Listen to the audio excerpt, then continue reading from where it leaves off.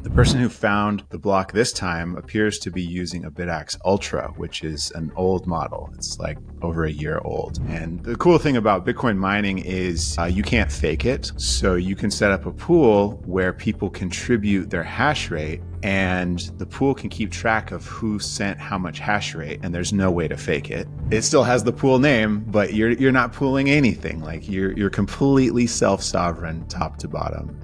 That, in my mind, is the best way to do it. The first ever public announcement of Bitcoin, he said, "I've generated a open source peer-to-peer online currency." Open source was in the headline, and I think that that's a very important point for Bitcoin. Bidax is a open source ASIC-based Bitcoin miner. It is much smaller. It's 15 watts. It's quiet. It's cool. I've got some running on the desk here next to me. You probably can't hear it. They're super quiet. It's a different way of doing things, and in my opinion, it's the right way to do it. Then hi, Scott. How are you doing? Everything fine on your end? Everything is doing good. It's doing good. It's been a crazy week so far, and it's just getting started. But yeah, you told me there's some like a second block was found or something like that. Yes, on Monday, a Bidax found a block, a solo mined a block, which is the second time it's happened. It happened last summer, and so it's been like 200 and so days, but it happened again. It's amazing. It's really amazing to see. It's like the device costs. What does the device cost? 100 euros. I mean, there's no set price. Kind of the way Bidax works is anyone who wants to make it and sell it can, and they also set the price. So I think, they kind of seem to fall in the like $150 category. Some more, some less, depending on what model you have. The person who found the block this time appears to be using a Bidax Ultra, which is an old model. It's like over a year old. So I don't know what they originally paid for it, but now you could probably get them for $100. Interesting. So they had and Bidax probably paid like $150 for it, and electricity cost is, I don't know, like doesn't need a lot of electricity, those things, right? That's correct. Yeah, they use 15 watts, especially those older ones where use less power. So 15 watts, that's like an iPad charger kind of thing. Depending on what your electricity costs you, you're probably in a couple dollars a month to run a Bidax like that 24/7. Interesting. And so like if you ran it for a year, or even if you would run it for like 2-3 years, let's say like $10, it's like 100, it's like maximum cost like that. And highly, like if we really try to get the cost as high as possible in our guessing, he might have given like $300 or $400 for that Bidax, and now he found a block. What is the block reward? Free Bitcoin. Like that, it said. Yeah, it's crazy. Yeah, I mean, this is an extremely lucky case for a single Bidax. I think this person was actually running 6 Bidaxes, but this is an extremely lucky case. Most people will run a Bidax their entire life and not solve a block. I mean, not to be a downer about it, but your chances are not good. It's a lottery. So in this case, they certainly made a return on their investment, but that's not guaranteed, of course. Absolutely. And I want to get into maybe different strategies for home mining and solo mining in there. Sure. But I think before we do that, we have to clarify for people that might not know, what is a Bidax and why are you passionate about it? Bidax is a open source ASIC-based Bitcoin miner. So ASICs are the chips that are specifically made to do Bitcoin mining. Any Bitcoin miner that you come across these days is based around ASICs, the chips.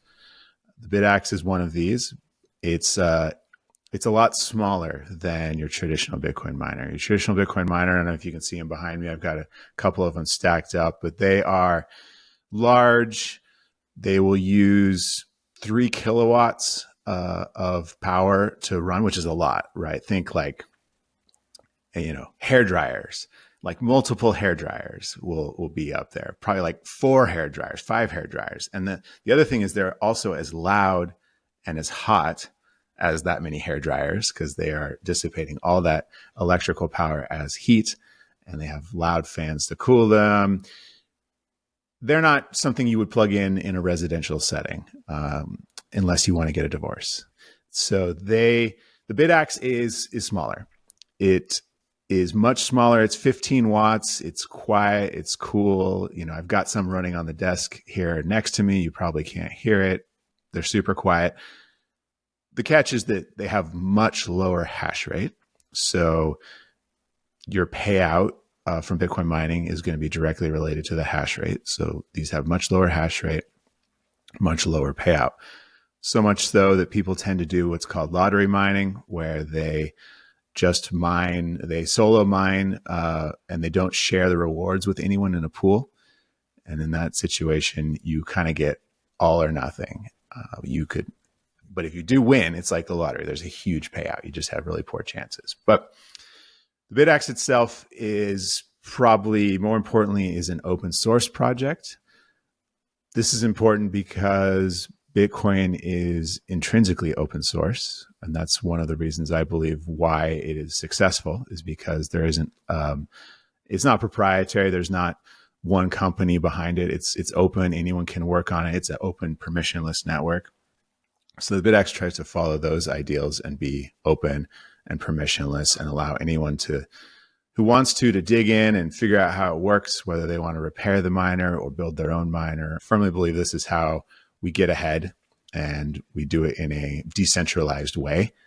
I think open source is fundamentally decentralized. So that in that vein, the Bidax it's not a company, it's an open source project. Like a lot of things in Bitcoin, it's just the source is out there. People can pick it up and make one for themselves. They can make 100 and sell them to their friends. They can make thousands and start a business selling them. It's an open source project. And it has been pretty popular lately. I think, I know that we've had ASIC-based Bitcoin miners for over a decade, but the Bidax is the first open source one ever, which is kind of ridiculous, but that's how it's been traditionally.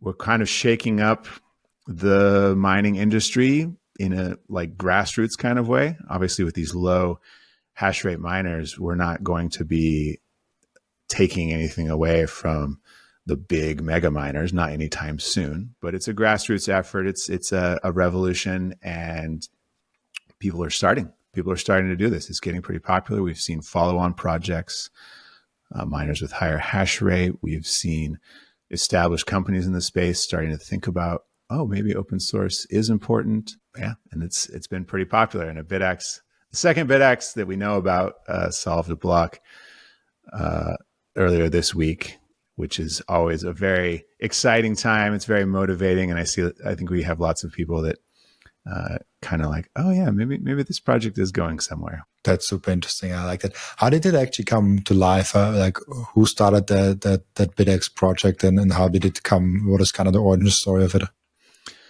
Well, I started it. I call myself the Bidax instigator. I started this project. It several years ago. I wanted to have my own ASIC Bitcoin miner. I'm an electrical engineer by trade. I've been working in the electronics industry for a long time, not in Bitcoin necessarily, but I know how to do this stuff. And I started getting into Bitcoin and Bitcoin mining. And I thought this would be great to make my own miner, just to figure out how it works and screw around with it. So like several projects I've worked on in the past, I just went and looked for open source plans. Is there something out there I can build? Just to kind of, get my hands dirty and dive in. And there wasn't anything. There was no open source hardware available. There was some open source firmware, but not much.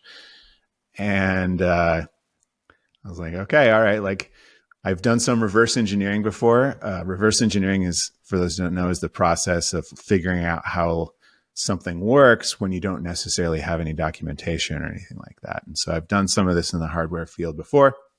So I got myself some Antminers and just started digging in to figure out how they work. It was a long process. It's very tedious. There's a lot of backstory to learn because you're trying to investigate pretty obscure things. Like we just kind of, we can use an oscilloscope or a logic analyzer to look at the signals on a miner to try and figure out what they're doing. But to actually interpret that and understand what it means, I had to go way deep into the weeds and figure out, how fundamentally does Bitcoin mining work? What is the significance of these signals that I'm seeing? Kind of spent, while I was working my day job, just spent a long time futzing around with it. Eventually started posting about it online on Bitcoin Talk and met some collaborators, some other people who were like, hey, I'm very interested in this as well. I'm also pretty skilled as far as electronics and firmware goes, and they wanted to help out. And so we dug in, and that's kind of when it started working. There's a lot of components to this, and I got a lot of help from a lot of smart people, and the group started to grow, and Bidax started to grow. And beginning of 2024, I got a grant and started working on Bidax full time. And around that time, the community started getting really big, lots of great contributors. I think that's partly because it's an open source project and people want to help, and they can. They don't need to ask anyone for permission. They can just jump in and contribute. So it is a lot bigger than just me now, but I started it. Couldn't have done it without the help of many extremely talented collaborators, though. That's super interesting. And I maybe get in now into the strategies, but I also want to get in the open source topic a little later. There's this lottery aspect of it where you keep all the rewards for yourself if you get something.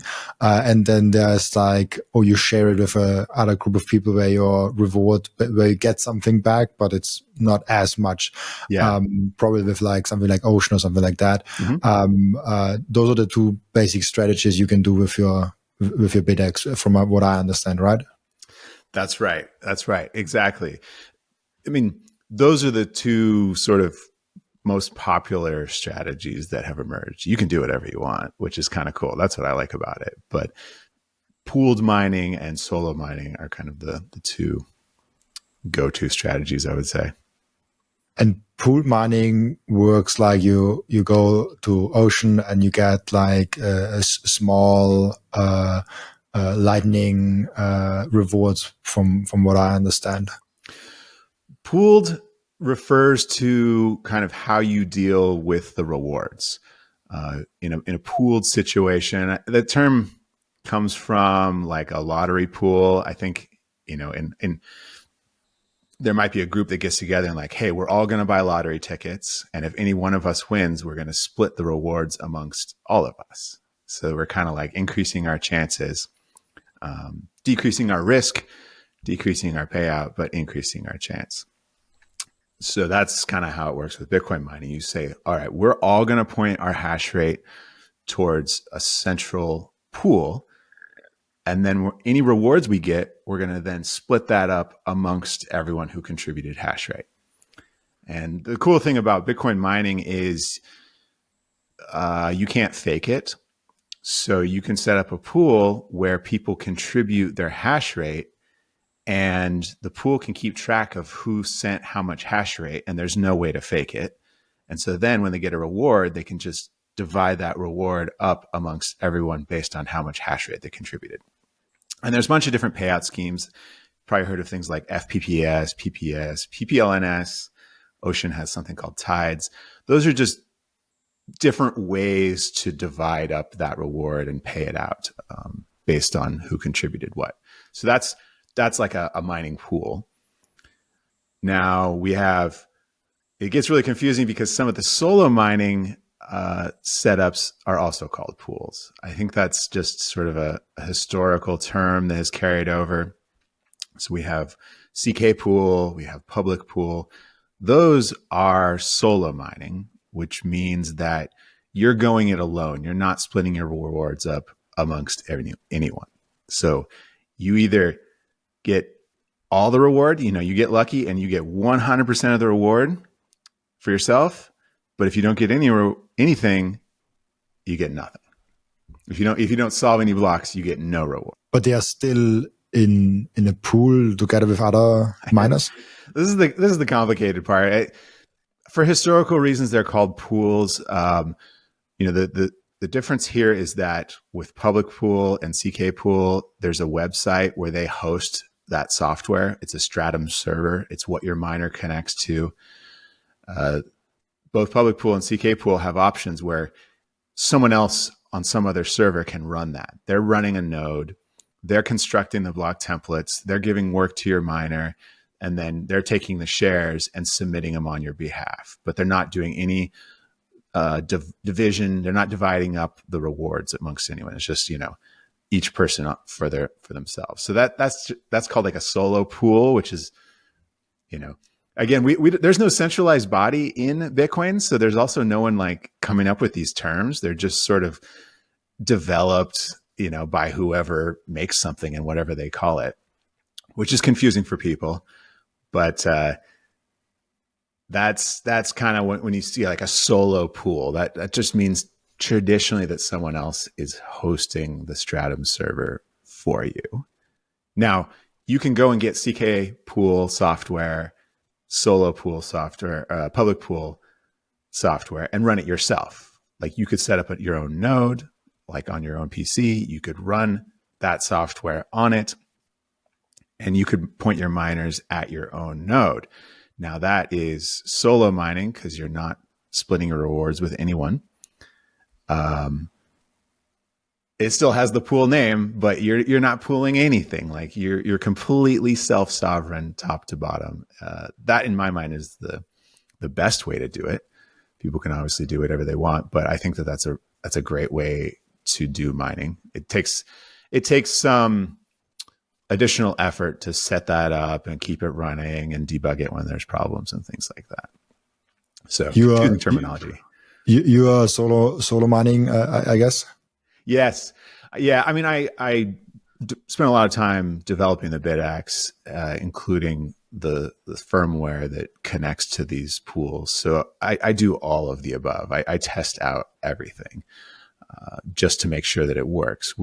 One of the goals with the Bidax is that we don't prescribe any particular method. We want people to make their own decisions and mine however they want, whether that's solo, whether that's pooled mining, whether that's, ant pool, which I wouldn't recommend, but if you want to, you can. I think that's really important for decentralization. If we have all these miners out there and we have different people controlling them all, they'll all make different decisions for themselves as how they want to mine. And that's what's really important, is because they'll make hopefully different decisions because they're different people. And we'll get more decentralization just by the mere fact that more people are in charge of how the mining machines are working. Know where like most Bidaxes are pointed towards? We don't. It's a very decentralized project. The Bidax itself does not phone home. It doesn't send any statistics to me or anyone else. I've been very adamant about the fact that your Bidax only connects to the Stratum server that you type in. So it only connects to the pool that you type in. We don't query a time server. We don't query a license server, statistics. Like there's an option if you specifically enable it to check for software updates, but that doesn't happen automatically. So no, we don't know anything. I don't know how many Bidaxes are out there. I don't know what they're doing. There's popular pools like public pool and solo CK pool, and we can see statistics there. And so we can see that there's thousands of Bidaxes connected to public pool, but we don't know, what proportion of the total number of Bidaxes that are out there are doing that. I have talked to I have talked to the larger manufacturers that I'm aware of to try and get a rough estimate of how many Bidaxes are out there. I mean, that would be great to know. We can't know for sure because anyone can build them and put them out there. But I think we're in the sort of like 25 to 30,000 Bidaxes sold. That's my rough guess. But I don't know how they're all mining. Like I said, we can tell that there's something like, I forget the current numbers. We can tell that like 6,000 or 7,000 of them are connected to public pool, but that's not even half of what I suspect is out there. That's the beauty, but also the interesting part about open source. It's like all those great statistics, like how many did you sell, like where are they pointed towards, and then you can optimize the software maybe for that a little bit. And so you might develop something in the software that actually nobody is using. It's true. Things like that. It's a very different model from everything I've ever worked in before, and I think a lot of other people too, is especially in hardware, just having it be decentralized and open. It's really a different paradigm than how hardware is usually made, which is like one company designs it, they don't tell anyone how it's made, and they have a factory that builds all of them, and they can keep pretty tight control over it all. But it's different. I think, like Bitcoin itself, it's a different way of doing things. And in my opinion, it's the right way to do it. But yeah, there's a couple things like that where it's like, it'd be really cool to know how many are out there and how well they're working. But I won't compromise on that control and anonymity that users can have with Bidax. You probably have some mechanism or like people reaching out to you for reporting like user feedback and errors and stuff like that, because from I was in software development for a few years, and I know that our customers were always the ones where we're like, okay, they saw the mistakes and the small errors that we just didn't test for, and we're like, oh, like that's possible. And it was super fun to get that user feedback and error things. And obviously we had a centralized system, but with not having a centralized systems, there's like, it's probably more complicated and more to get that user feedback and to get the error collection. It really is. We have the sort of official project is on GitHub. GitHub has issues, so people can, it's actually open, anyone can create an issue there and describe their problem. Lots of people do that. We also have the OSMU, the Open Source Miners United. It's a large group at this point, a Discord server. We've got like 7,000 people in there, but that's a good place to talk about get help, talk about help with issues, and I can sort of collect user sentiment, how's it going from there. But again, this is a big effort, right? Someone has to be motivated enough to notice they have a problem with their Bidax, join the Discord, post about it in a coherent way, and then, keep doing that in aggregate so that these problems can get fixed. That said, we have a lot of people working on it, probably more people than, a small hardware company would have. We have a lot of talented engineers that have got eyes on this all the time, and they're all around the world. So they're up all the time. And, we're making a lot of progress on the reliability and usability of both the hardware and the firmware at a crazy pace. In fact, I had to tell someone the other day, I was like, okay, guys, let's only have software updates, max once a month, because it was getting crazy. We were just adding features so fast, which was great to see. I don't really want to slow anyone down, but I also don't want to stress out Bidax users when they see a firmware update every week, because it can be a challenge to do. Yeah, there's pros and cons to this method, but I think we're doing pretty well for someone who's used to buying an iPhone or some other IoT device. It can be a little strange because where did you get it from? Like there's scam sellers out there. There's knockoff Bidaxes. Someone the other day was like, my Bidax isn't working at all. And I was like, oh man, we're digging into it. And then finally we saw a picture of it and it was not a Bidax at all. I mean, it was clearly based on a Bidax, but it wasn't a Bidax. Someone had changed it. And then the person was like, oh, I got it on Temu, that like super cheap stuff from China. They got it there for presumably super cheap. And it was like, well, I'm sorry, you don't have a Bidax. I don't know how that works. I can't really help you. So there's some pitfalls. Kind of a wild system that I think some people will like, other people will not like it. What are you going to do? Do you have like a website or like on GitHub where you list verified shops for people like, okay, here can I actually buy it? Yeah. So the website that I set up for the project is bidax.org. And if you go there, you can get some general information about the project, including links to the GitHub repositories that have all the source code for the different components, different models. And I also have a link of sellers, a link to a page of sellers that I try and keep up to date.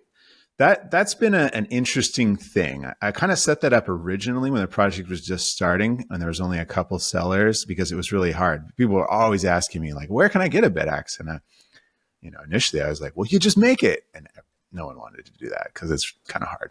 So people were like, well, where can I buy it? So I set up a webpage on bidax.org that just listed sellers and sort of where in the world they were. And I had a couple rules on there. So in order to be on that list, you need to follow the open source license. There's an open source license that you have agreed to. If you're making and selling Bidaxes, you have agreed to this open source license, whether you know it or not. So I wanted sellers to follow that license. And I also had a couple additional rules. Like I didn't want people to be doing pre-sales for Bidaxes that weren't finished yet. I wanted to make sure that sellers listed a link to the source, the exact source of the Bidax they're selling on the webpage, so that anyone who buys one is aware of the fact that it's an open source project and that they can get the source for it if they want. So those are the rules. I think that yeah, there you go. So if you click on buy up in the right hand corner there, that goes to a list of sellers all around the world. And people get confused and they think, oh, these are authorized sellers. Like I have somehow verified that they are not going to scam you. That's not true.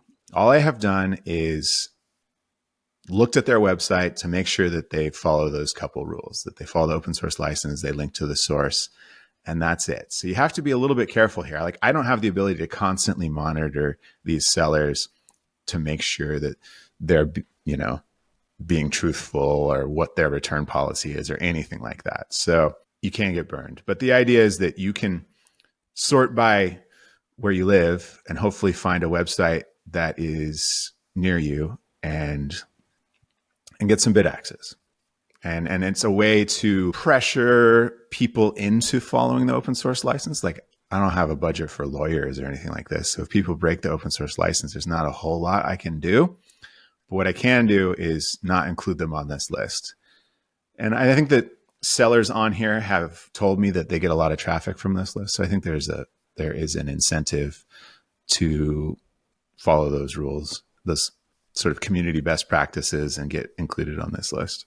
Let's take a break for a moment and appreciate the beauty that Coin Vigilante has made with the Bitcoin watches. Those watches are the most amazing, the most elegant way of showing that you are a true Bitcoiner. And Coin Vigilante just dropped a completely new and amazing Genesis edition of their watch collections. You have the date of the first ever mined Bitcoin block in there. And of course also the block height and which epoch we are currently in. I love the level of detail they put in this masterpiece. Make sure to check out those amazing Coin Vigilante timepieces down in the descriptions. I love those watches so much. And now if you have Bitcoin, I really do hope that you don't have it on exchange. But if you do have it on exchange, I have two ways for you to deal with that. The first way is you put it on a hardware wallet. That's the entry for you to get into the self-custody game. I recommend BitBox, Bitcoin only edition for that. It's a super simple and secure way. And if you check out the link in the description, you even get 5% off if you use the code Robin. And the second way is the Bitcoin Way. The Bitcoin Way is your all-in partner in terms of how to get the most out of your sovereignty. They will personalize for you a self-custody setup that is perfect for your individual situation. They will show you how you can secure your own devices. Securing your Bitcoin is not enough. You also have to keep all your devices secure. One topic that is overlooked often is the inheritance plan. What happens with your Bitcoin once you are no longer here? Do you have a plan for that in place already? And last but not least, if you're in the jurisdictions where you don't feel safe, it's better to get a plan B. For all that, head over to thebitcoinway.com/Robin to get a 30-minute free call. And just a quick side note, I will be for the first time ever speaking at the Bitcoin Prague event in June. It will be absolutely legendary and I'm really looking forward to seeing all of you there. You can get your ticket in the link down in the description of Bitcoin Prague, and very important, use code Robin to get 10% off your ticket. I'm really looking forward seeing you there. Interesting, yeah. I mean, there are like, I'm just checking because I'm Austrian, so Austrian and Germany. There's even like from Austria one. There's a Germany one, two. Where's the third one? Yeah, third. And there's from Switzerland one. Like there's a lot of sellers. Like I was not suspecting such a such a big list of sellers. Actually, I mean, maybe the 30,000 is conservative. Well, those sellers on there are a whole wide range. There's a couple of people on there who probably are sold out because they don't make a lot of Bidaxes, that they don't have them. And there's others on there that are going to move a lot of Bidaxes. So you kind of have to do your own research there. Germany, though, has a very strong Bidax following. I think you interviewed my colleague Wantclu a little while back. He's an early contributor to Bidax. He's a founding member of OSMU and spends a lot of time working on this stuff. The guy is amazing, super smart. Lucky to have him.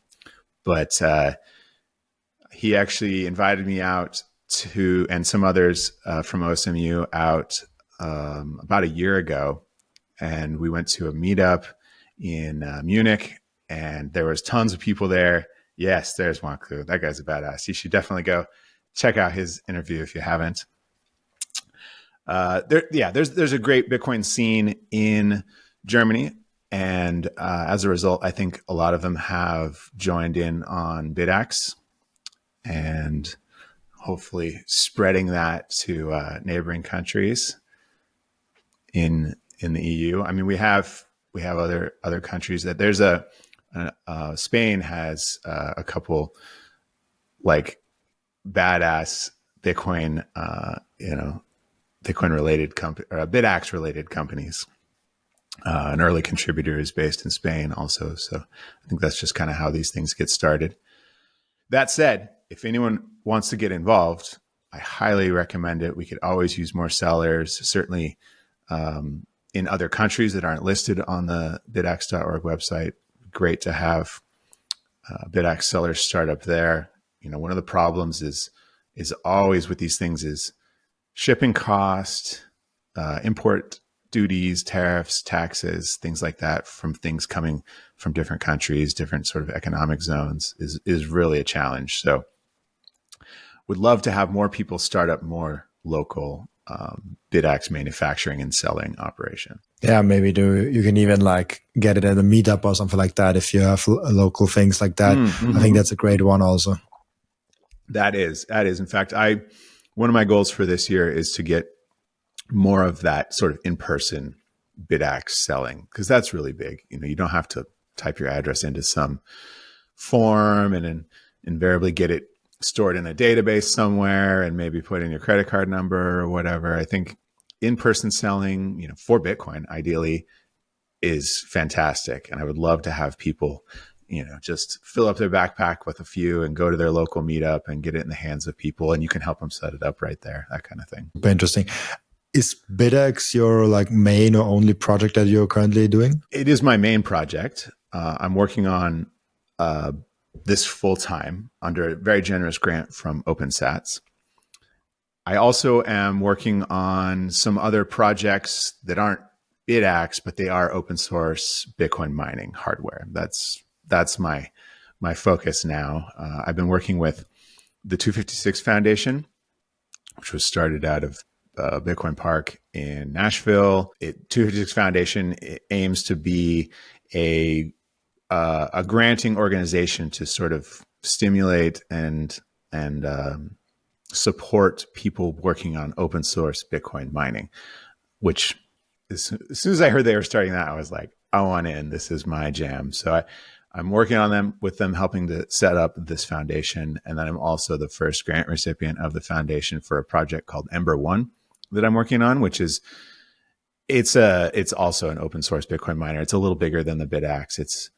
It's bigger than the Bidax, but smaller than an ant miner. It's 100-watt ASIC hash board. And we're going to do a couple different varieties with different chips on there. But if you go to my GitHub, there's tons of different projects that are in various stages of completion. So you can check those out. I like to work on tools for people who are hacking Bitcoin miners. I've got a couple starts of projects there that are control boards for ant miners, data cables, Raspberry Pi hats, things like that. In the process of making the Bidax, I've learned a lot about how ant miners work specifically. And so I've created a couple other tools in that same area. Is that the right one? Skot Bidax? Yep. So if you go to just Skot, that's my GitHub, and all the various projects that I'm working on will be there. I think if you go to like repositories, anyways, we have a lot of this stuff that's Bidax related is getting moved to a GitHub organization. So it's not just based on me and my GitHub account.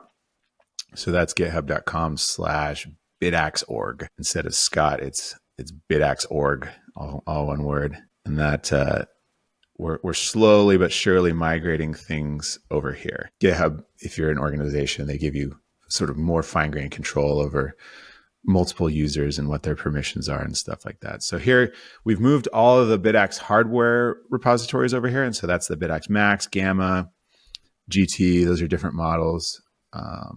Some other tools are here. ESP Miner, which is the firmware for Bidaxes, will be moved here in the near future. I like that. Really cool. I love that project. And it's a really good one.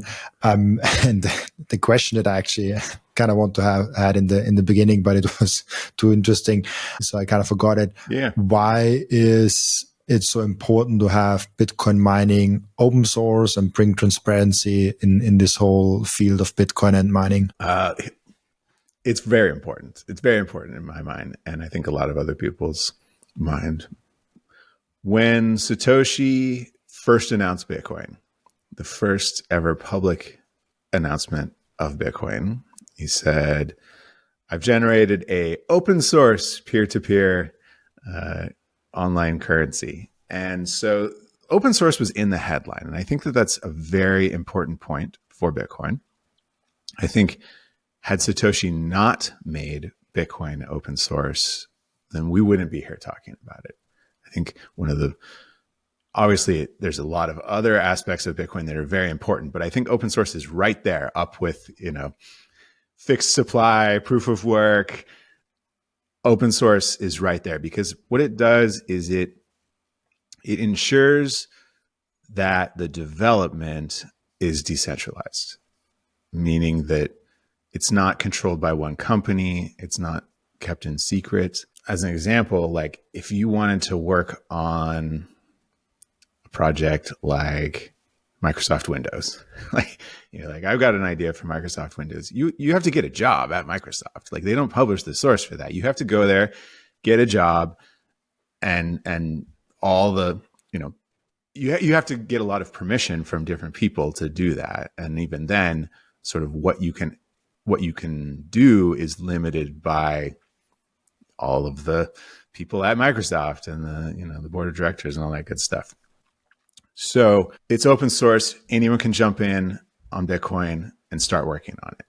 I mean, Satoshi disappeared like pretty early on the project. So if it wasn't open source, it probably would have just died right there.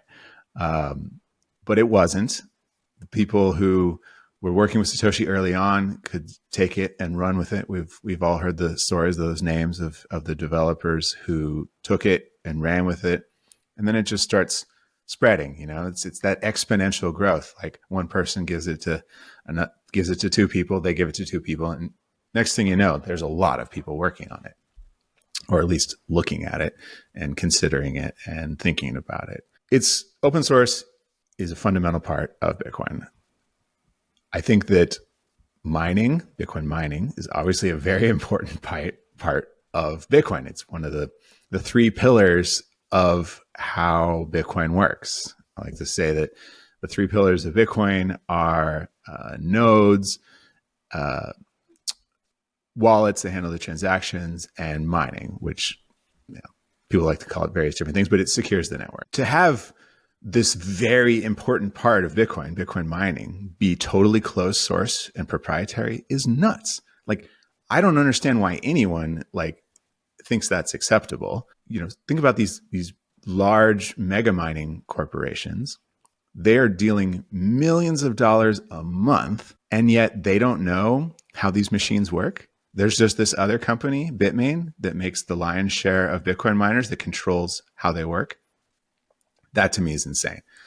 We can't have this freedom money that has this, very important part of how it works be developed in total secret. We just don't know how it works. And in fact, Bitmain, who makes, I don't know, like 80% of the Bitcoin mining machines out there, has done sketchy stuff before. They have tried to put things into their miners that we have found and confirmed, like, this is sketchy. ASIC boost, ant bleed. There's and these are just the things that we've found. Like, what are they doing that we don't know about? It's no way to do this kind of thing. It's not necessary. We need to get out of this proprietary Bitcoin mining mindset and push towards open source. I think there's a real chance of it happening too, as we move forward. One of the reasons why I think Bitcoin mining became proprietary, because it wasn't always. Satoshi mined the first block and several after that using open source software that he published. And then, that was CPU mining, and then there was GPU and FPGA mining. A lot of that was also open source. It became closed source in 2012 or whenever it was, when ASIC miners started coming out. It makes sense. ASICs are incredibly expensive, like millions and millions of dollars just to think about developing your own ASIC chip. So it makes sense that they wanted to protect their investment and not necessarily just kind of share it with anyone right away. But we're well past that. That was a long time ago. In fact, I think that if it still costs millions of dollars, it's maybe even more expensive to develop your own ASIC, but you can keep that a secret and just sell chips to systems builders who then can publish how that system works open source. And I think that's the best of both worlds, is these people with these large initial investments in ASIC development can keep that proprietary information for themselves, but make chips available to the rest of us to build miners, and then we can make sure that those miners work in a way that's compatible with the decentralization of Bitcoin. So open source is important. I think we'll get there. Do you think that majority of mining will be open source? Like, is there like a future where we get to the importance of we have open source mining machines rather than the Bitmain proprietary systems? Oh, I do, definitely.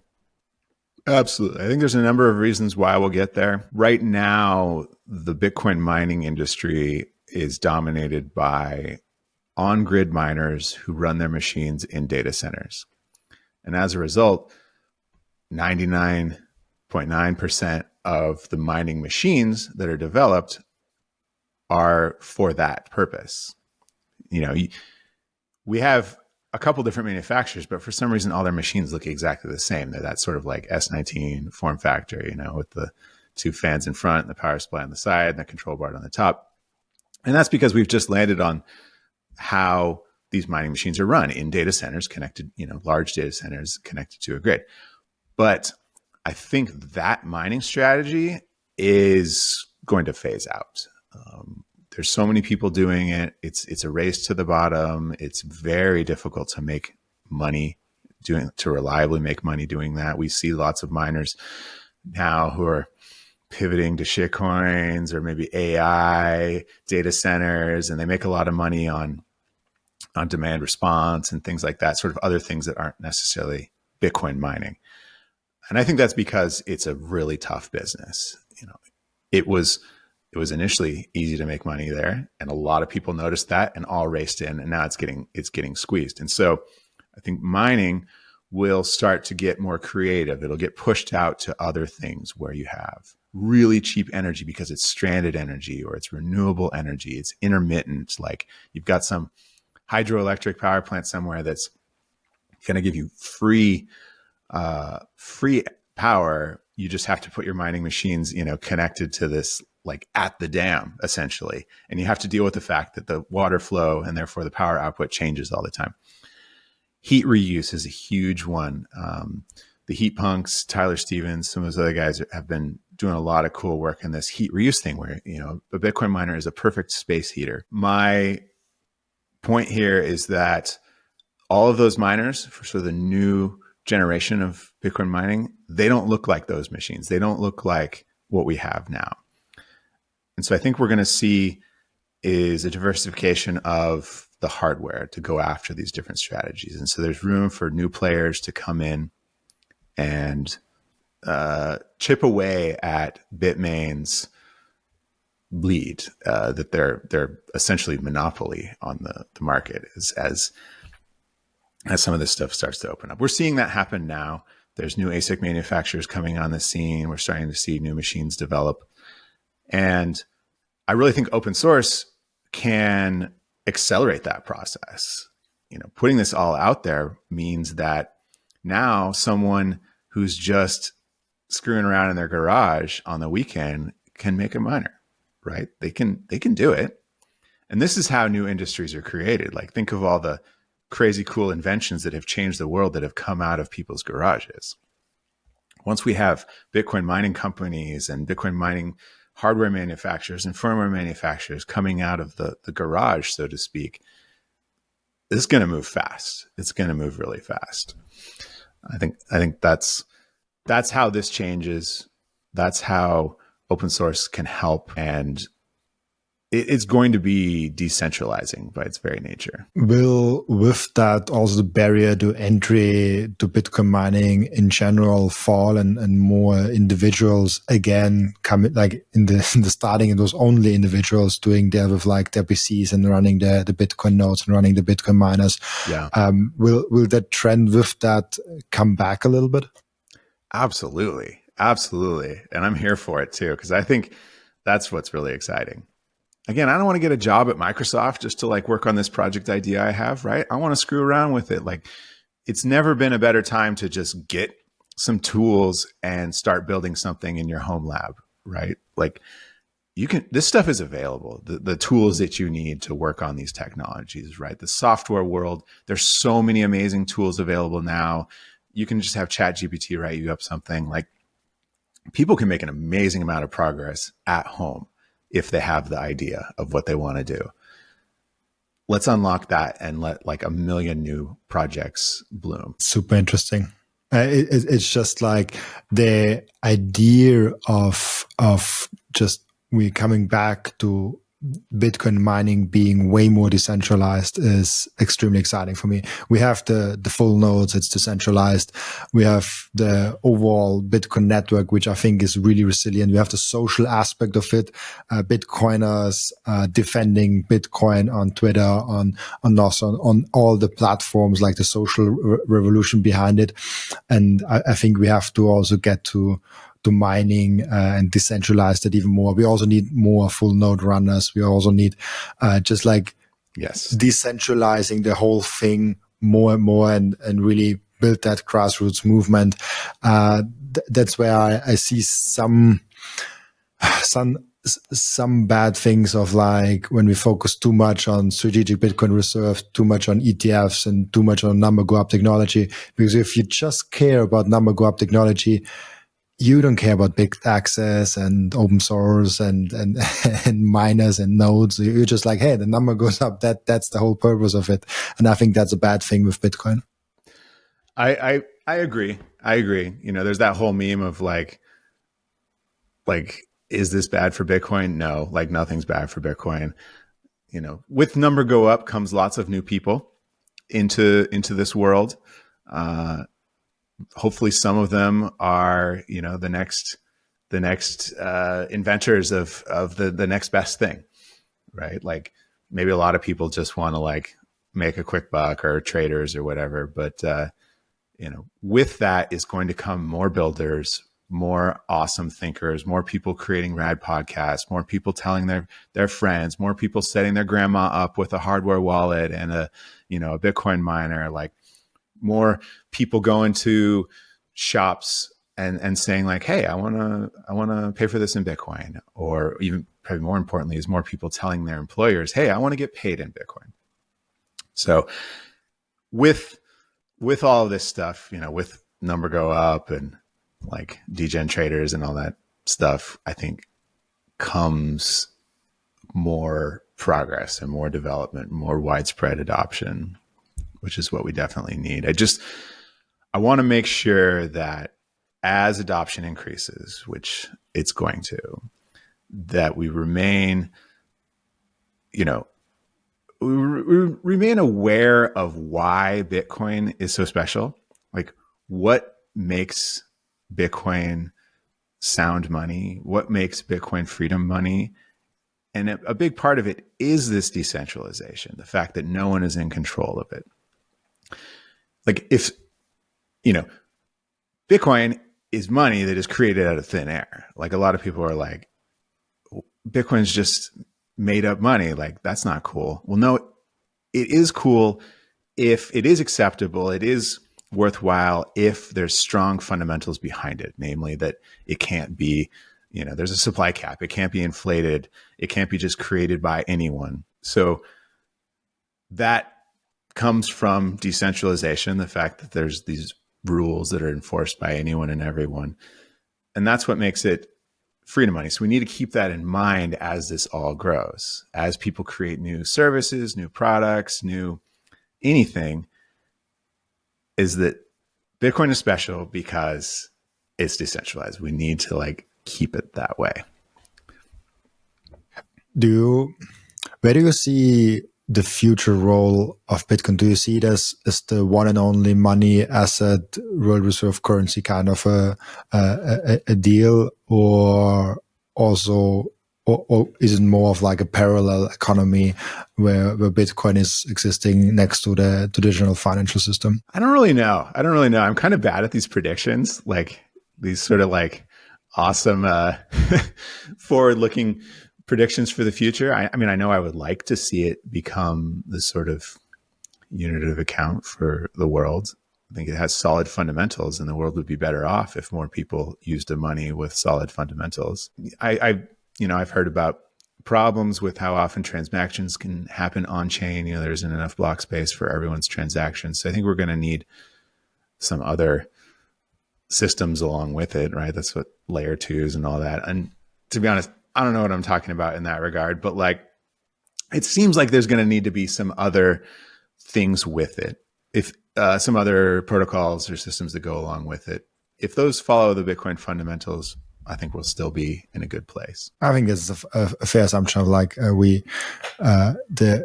important part is to keep Bitcoin decentralized and secure, and everything else will develop over time. We will have amazing people that have amazing layer twos, layer threes, and it will be instant and great, and you will be very quick with changing it to on-chain, and it will be inexpensive and all those things. But we should never, ever sacrifice decentralization or security for that. I think that if we sacrifice that, we sacrifice everything else also. And that's what people don't get. Yeah, I think that's right. I think that's exactly right. I mean, it's, there's, Bitcoin is a hard money. There's a lot of these sort of set in stone rules about how it works. But, if we centralize if it gets too centralized, like those rules can be changed, right? They're just enforced by the network. So yeah, like you said, like this decentralization is incredibly important. Like Bob Burnett says, the ethos of Bitcoin. Just when in doubt, you can fall back to the ethos of Bitcoin, which is not officially defined anywhere, but I think we're all aware of what the Bitcoin ethos is. We can go with that. I think we'll be all right. Absolutely. One more thing that I'm interested in. Sure. How has your perspective on Bitcoin changed over the years while you are in it? Did you had a different thesis in the beginning than now, or is it kind of the same thing? Well, when I first heard about Bitcoin, which was a long time ago, I think it was 2010 or 11. I was like, why do we need another internet money? I've got PayPal. What is this? I then proceeded to get totally rugged and deplatformed by PayPal, which was eye-opening. And then I was like, oh, and then it took me many years. I unfortunately was not an early adopter of Bitcoin, but it took me many years. And so it wasn't like my thesis was changing. It was just kind of learning more about what Bitcoin is and why that's important. And, some of that was learning through mistakes. There was other things where, from listening to awesome podcasts and reading and learning a lot about it, specifically mining and how it works, from like really diving in and learning how to implement my own mining system. So yeah, not so much my thesis is changing as it is developing as I learn more and see and hear about and experience more bad things from the fiat system. Yeah, it's the fiat system is the one that I think that's the real driver. People say number go up technology is driving us into Bitcoin, but I think it's more of number go down from the fiat system that is actually the main marketing driver for Bitcoin. Those guys are doing a really good job at advertising for Bitcoin. Like everyone who gets deplatformed or, gets restrictions placed on their bank account or, has to fill out some form to like FinCEN or, report their like $100 Venmo purchase. Everyone is just one more chip towards realizing how important Bitcoin is. Really cool. We have one question that I asked each and every one of my guests, and the question is, what can we learn from you besides Bitcoin? Oh, interesting question. What can you learn from me besides Bitcoin? Let me think. Okay, so you can build electronics. This is a practical thing. I'm an engineer. That's how I tend to think. But I know for myself, and I've heard this from a lot of people, electronics seems very difficult. Like it's very complicated. You need to know extreme amounts of math, and that's for someone else to understand. That's not true. You can do it. Lots of people can do it. It's not that hard. It's easier than ever to get in, start understanding how electronics work, and start building your own. There's incredible services from PCB manufacturers to assemblers to tools that are available for cheap, like delivered overnight from Amazon. It's an exciting field. Like lots of software people get into it. Lots of just hobbyists, like woodworkers, people who wouldn't necessarily have an electronics engineering background. You can get a lot done without any heavy math. This is something cool. Like it's a superpower to be able to build your own electronic circuit and PCB and everything from scratch. So you can do it. There's a huge support network, even bigger than Bitcoin, like sort of the makers, Hackaday, Make Magazine, things like that are really geared towards hobbyists who want to get into this field and start doing stuff. And then, if you want to level up, you can get into Bidaxes or Bitcoin mining, which is in that same field. And you can do this. As an example, one of the largest Bidax manufacturers that I'm aware of had never soldered anything before making his first Bidax. And now he makes tens of thousands of them. So that's massive. Yeah, you can do it. If you have the interest, jump in. Yeah, I think that, and also you learn a lot probably, like from like Bitcoin mining, electronics, and all the rest of it. I like that tinkering around and learning new stuff. They say fuck around and find out, right? It's like, what's the worst going to happen? You lose a few dollars. You're not gonna hurt yourself as long as you don't put your fingers in the outlet. Like, screw around and build some stuff, and you might just find a new hobby or a new career. I actually went in a school where I learned software development, but in that school it was you had to also learn the basics of electronics. Great. Wait, maybe I can even show this. Wait. So, show and tell. Let's go. This one. Okay. I made myself in school. What? That looks like a power strip. What's going on there? Tell me about that. Yeah, like I made that from like the inside of it and connecting it and stuff like that. Really? Like I had to learn that. Like this is cool. In Austrian schools, there's a school form. It's called HDL. Okay. And it's basically you get your math, you get your physics, you get all the normal stuff. But they focus on if the people get out of school, they can actually do a job. Because if you have normal school without like an actual skill, the best thing you can do is being an assistant or something like that, or go to university. And they focus on getting people ready also to have some job. So electrical engineer, software developer, like something like that. And I went into, I think it's the second biggest school in whole of Austria, and I did the software development. But it's mandatory to also do the basics from all the other fields of engineering. So I was working with metals and trying to get small sculptures and small like pieces out of their mechanics. We did the basics in the engineering lab, and also this connecting like wires in the house, and if something doesn't work, you can connect it. We also learned there's like 10 rules or 12 rules. Maybe it's an Austrian thing, but it's probably like an electronic field thing. I think it was 10 or 12 or 8 rules that you have to follow before doing anything with electricity. Okay. like a safety kind of thing. A safety kind of thing. So yeah. I have the basics, but just to be cautious, I usually ask my dad because he actually learned it.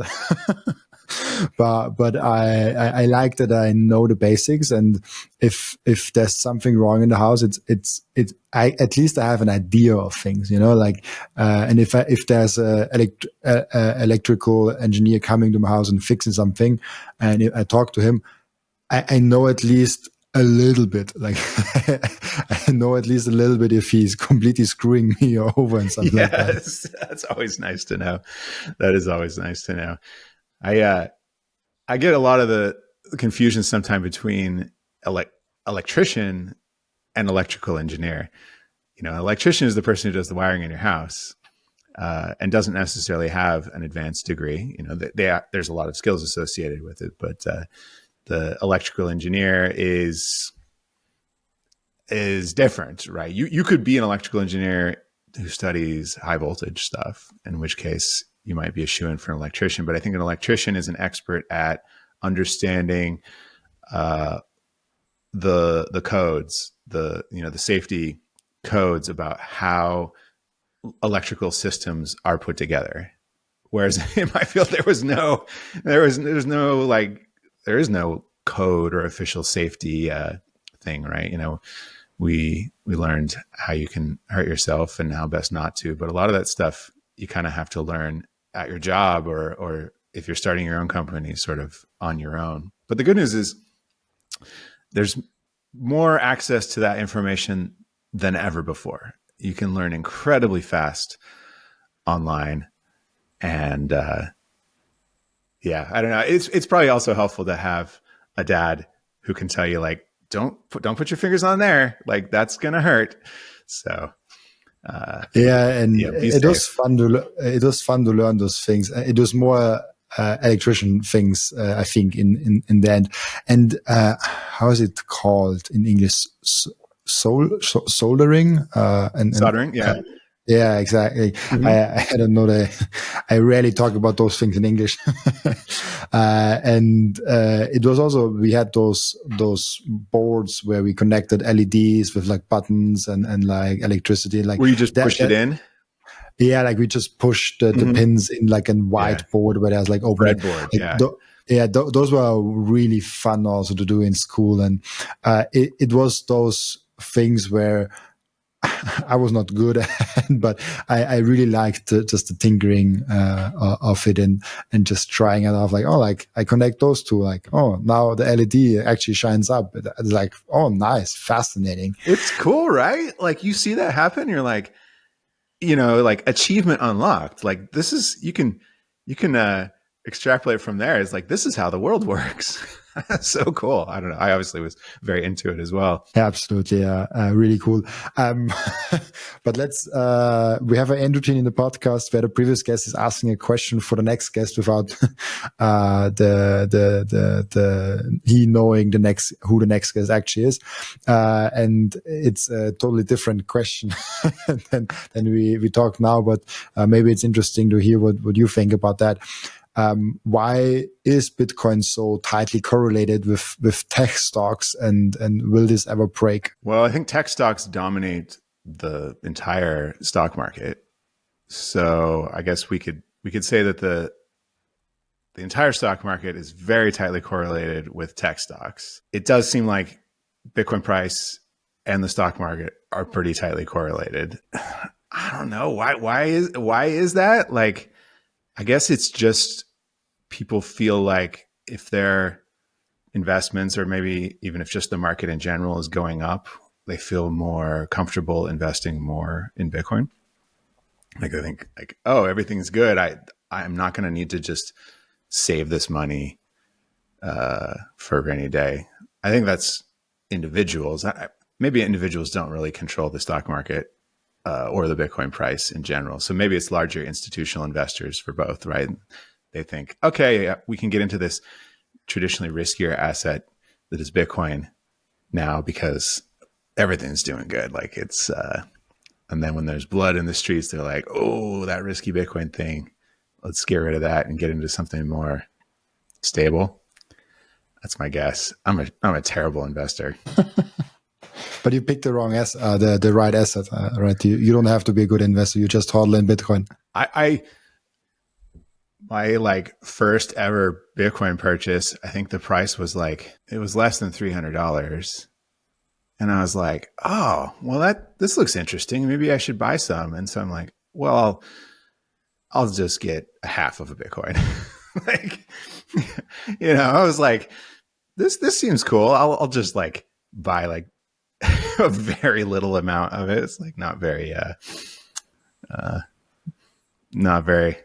wise investor, I guess. So I came for the tech, as cliche as it is. I came for the tech. I really think the Bitcoin technology is beautiful. I'm like a terrible investor, very cautious. And do you know the meme? I'm in it for the technology meme. yeah, right. Yeah, right. It's like some sort of tech bro meme where you don't actually care about it or something. I don't know. What is that meme?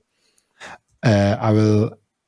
It's very popular. At least I see it. I mean, nowadays I don't see it that much anymore, but it's that guy with like the gold chain and the Bitcoin thing. Like, I'm in it for the technology. I am in it for the technology, but also number go up helps. So I'm in it for both. Let's go there. Yeah, absolutely. I think I don't have any gold chains. Maybe I should get some gold chains. Yeah. Let me know. Like, if you in the next podcast you come with gold chains, that would be fun. Yeah, it's like one of those like I won't tell anyone, but there will be signs, right? Like, be like, oh, Bidax solved a block. I wonder who it was, and I show up with these just like solid gold chains. There's the third Bidax that sold the block, and you with a gold chain. It's like, I don't know who it was. I have no idea. There will be signs. Really cool. Thank you so much, Skot, for being on. Before I let you go, where can people find you, ask you questions, and reach out to you? Check out the Bidax project website, bidax.org. I've got links to my Twitter and other, all the source code and OSMU. I spend a lot of my time on the OSMU Discord, so there's a link on there. I spend a lot of time on Twitter. You can find me on there. Noster, all those links are on there. Bidax.org. That's the spot. Perfect. Thank you so much, Skot, for being on. Also, thank you so much for everyone that is watching and listening, for joining us today. As always, I'll be back tomorrow with another episode. Thanks for having me. It's been fun.